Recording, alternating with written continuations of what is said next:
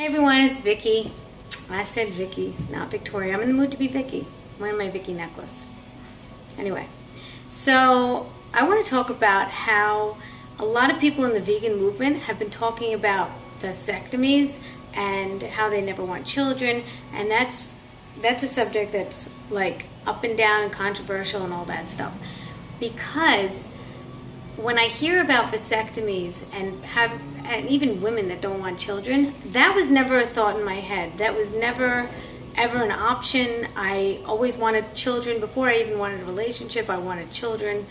Maybe because my mother is so great. Like, I love my mom and I loved my dad.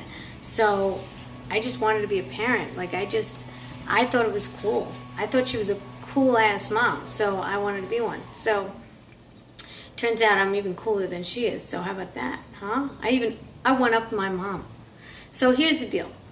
I think it's great that people know what they want, and that's awesome and everything, but when you're 18, if you think you know what you want at 18, you're fucking wrong. You just don't know. You think you know, you don't know. I knew I wanted children, but I still didn't really know because I didn't know what it entailed.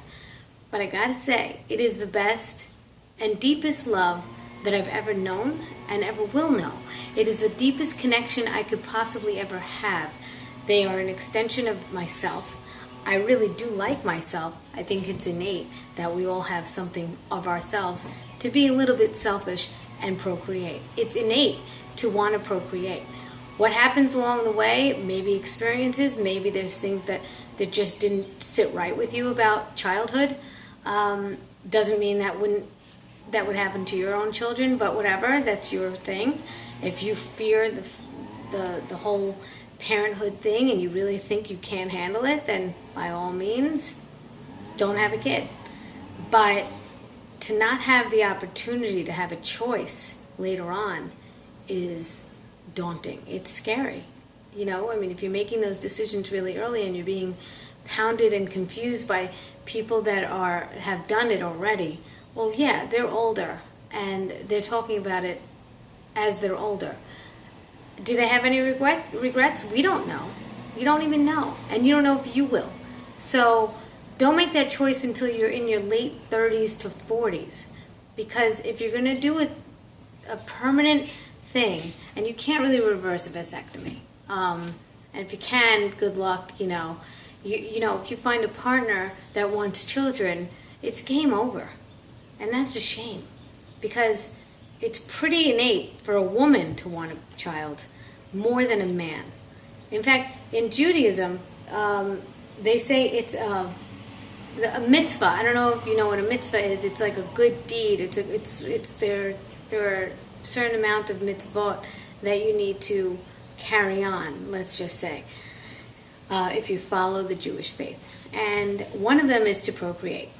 And it is more of a command for a man to get married than a woman, because a woman already wants to.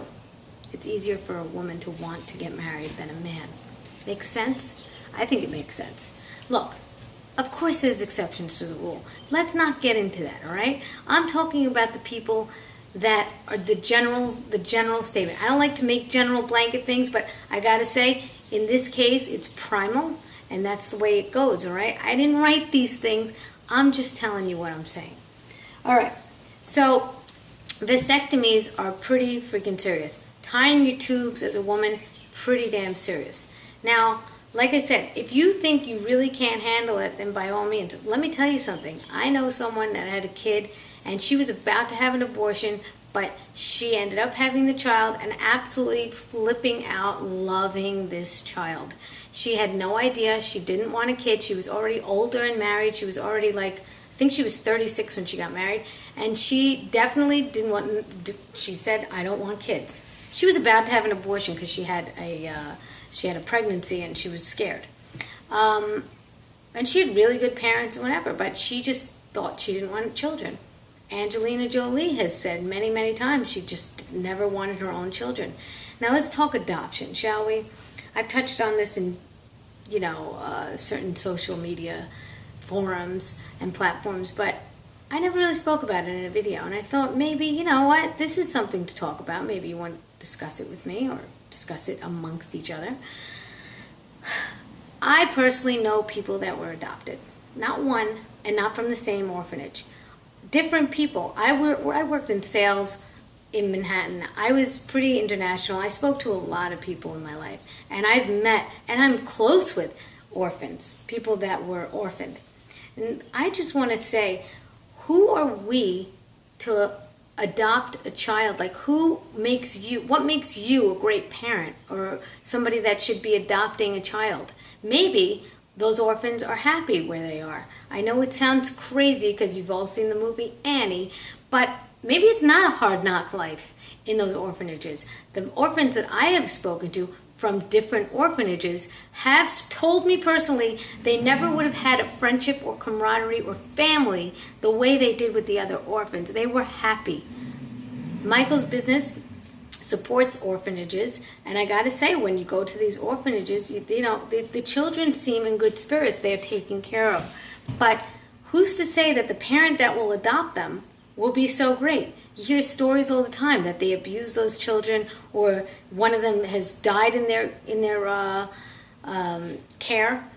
I mean, who's to say that those people should be adopted? Those people should be adopting kids. Why? Because someone checks it on a list and they look great on paper? There was a big case. What was that, Steinberg case? It was a Steinberg case. You could look it up. It was when I was younger. And I remember there was a little girl that was adopted, and she was killed. So, I mean, look, I know you could talk adoption and whatever. You want to adopt a child, and that's great. There are children that would love to be adopted, and there are children that would need it.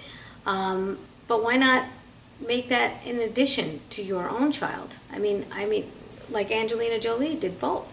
Why can't you do both? Why not try it?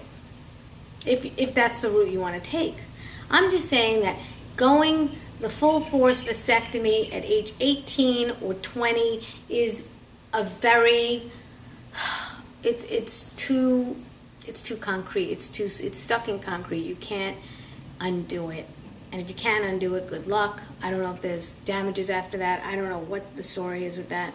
I could just say that I personally, as a approaching 46-year-old woman, could say honestly, there's nothing greater that I have ever done in my entire lifetime than have children. There's nothing greater. I'm saying there's nothing greater. Okay, maybe winning my 100K race was up there, and qualifying for Boston Marathon. That's up there with having children, with my giving birth. I have a picture here. You better promise not to laugh, seriously. You might not want to listen to me, but I know a few things, okay? Look how fat I was when I gave birth to my son.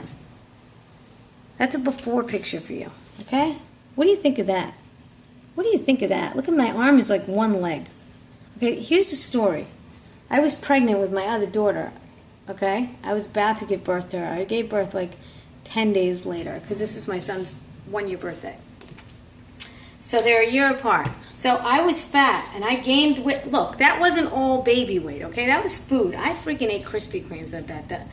Let me tell you something. I ate a lot. That pregnancy was like a license to eat, because I was like, oh, I don't have to go on a diet after the first baby. I'll just keep eating until I'm really ready to go on a diet.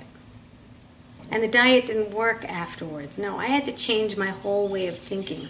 I thought low-fat ice cream was low fat and good for you, and it was okay.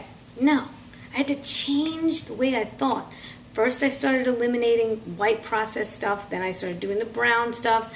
I lost 10 pounds right away doing that. That's how it worked. And then I started really upping the workouts. Let me tell you something. Working out is a thrill. It's a privilege. This video is getting so long, but I think you need to hear this because I need to talk about it. Running up hills has made me so much stronger. I'm not at my perfect weight right now. I don't know what's happening. I don't know if I'm going to eliminate grains right now because I'm having like this problem in my side. I don't know if anybody else is having this problem with grains. Rice in particular and wheat have been giving me like cramping. And then I noticed not having it for 3 days and then it went away. I don't know.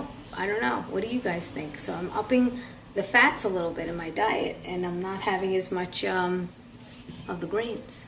Yeah, I'm not carving the fuck up. That's what I'm saying. I'm not doing that. I'm having fruit, so I'm having a lot of fruit carbs, but I'm not having a lot of wheat and grains carbs right now. Because I think that over time, if that accumulates, that kind of gets in your system. It kind of like gets a little bit binding.